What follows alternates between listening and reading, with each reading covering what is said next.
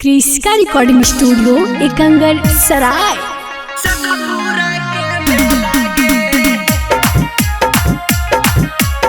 Music by DJ Vikas Sitamarhi.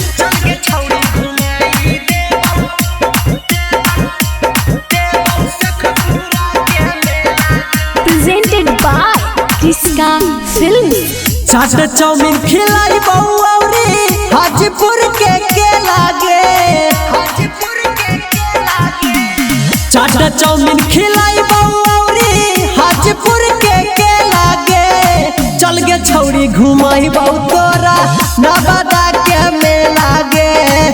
चल गे छौरी घुमाई दे बहु नालंदा के मेला गे। बोली है नहा के करो घर से आई है अकेला गे।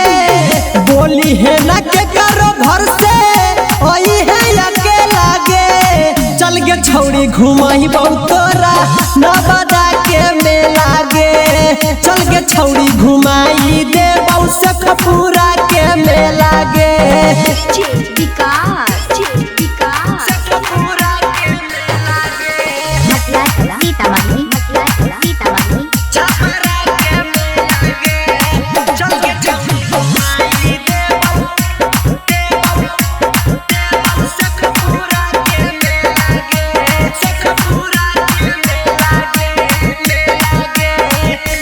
गे छौरी जे जे तू मांगम ही सभे हम तोरा देबो कि नहीं गे। गे छौरी जब तू खइम ही चले खिलाइबो तोरा मिठाई गे। हे गे चल गे छौरी जे जे तू मांगम ही सभे हम तोरा देबो कि नहीं गे। गे छौरी जब तू खइम ही चले खिलाइबो तोरा मिठाई गे। मौत कुआं देखैबौ तारा माटी चढ़ैबौ झूला गे। मौत कुआं देखैबौ तारा माटी चढ़ैबौ झूला गे। चल गे छौरी घुमाइबौ तोरा पटना के मेला गे। चल गे छौरी घुमाइबौ तोरा छपरा के मेला गे।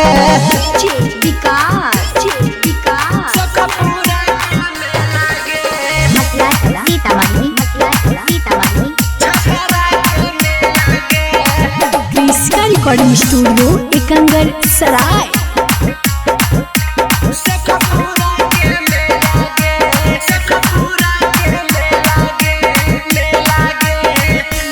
गे छौरी चल घुमाइबौ तोरा के सिलीगुड़ी बंगाल गे। गे छौरी देबौ खिलाई किनी के तोरा जिलेबिया लाल गे। आगे बड़ा मीठ लगता गे।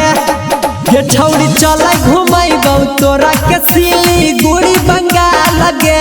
गे छौरी देबौ खिलाई किनी के तोरा जिलेबिया लाल गे। निराला नीतीश नाही घूमेला देतौ अकेला गे। निराला नीतीश नाही घूमेला देतौ अकेला गे।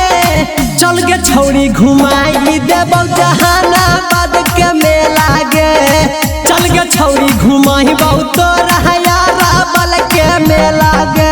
चल गे क्रिस्का रिकॉर्डिंग स्टूडियो एकंगर सराय।